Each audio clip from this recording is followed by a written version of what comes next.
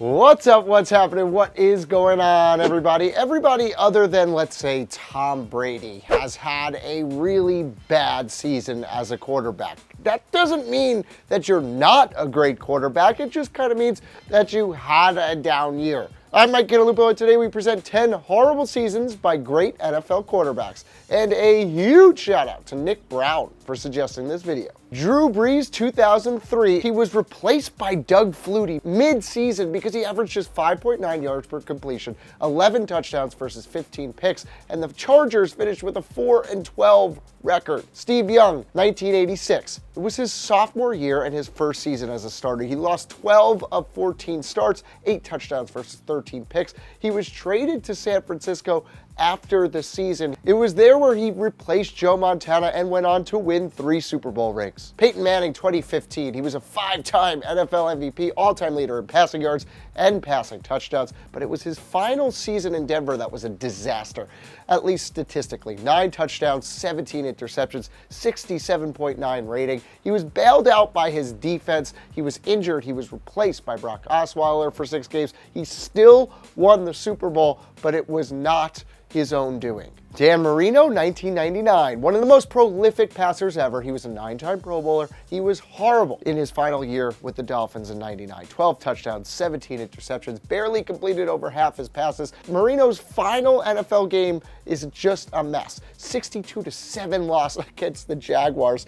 Oh man, a terrible swan song for a great season and gamer. Kurt Warner, 2002, just 1 year removed from his MVP award season and a Super Bowl appearance versus the Patriots, he battled a hand injury and had just 3 touchdowns against 11 picks. The Rams ended up going 7-9, missed the playoffs. He was then replaced by Mark Bolger and left the Rams after the 2004 season. John Elway, 1983. He was drafted first overall by the Baltimore Colts. He later flipped to the Denver Broncos, and he had it really tough in his first year in the NFL.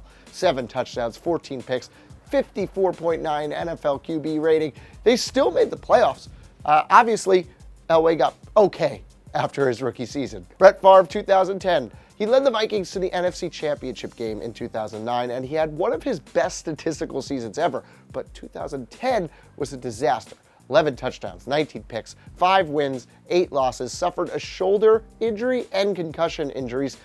He retired, finally, after that campaign. Roger Staubach, 1974, 2-time Super Bowl champion, Dallas Cowboys legend, named captain, comeback for a reason, but 1974 was not that reason. 11 touchdowns, 15 interceptions, only completed 52.8% of his passes.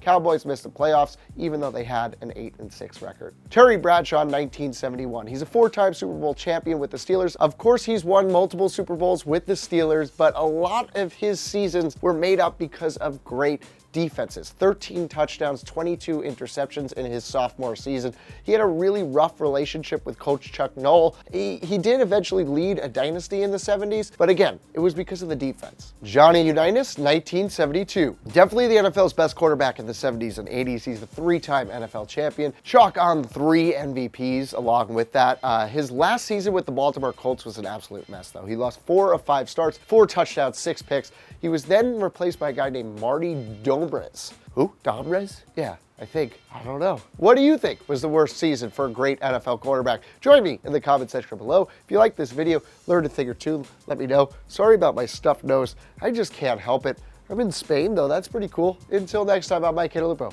Thanks for watching.